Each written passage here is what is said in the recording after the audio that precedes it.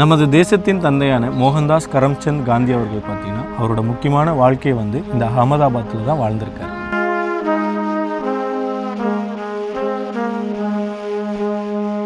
அது மட்டும் இல்லைங்க, 1915 சவுத் ஆப்பிரிக்காவிலேருந்து அவர் இங்கே சுதந்திர போராட்டத்திற்கான தன்னோட வாழ்க்கையை 15 வருஷம் இங்கே தான் வாழ்ந்திருக்கார்.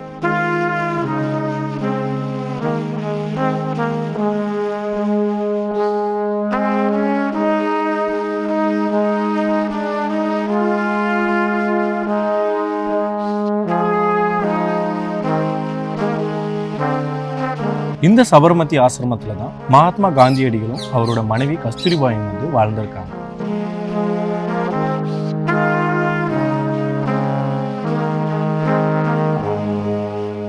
மார்ச் 1930 உப்பு சத்தியாகிரக போராட்டத்தை காந்தியடிகள் இந்த சபர்மதி ஆசிரமத்திலிருந்து தான் ஆரம்பித்து தண்டிக்கு போனார்.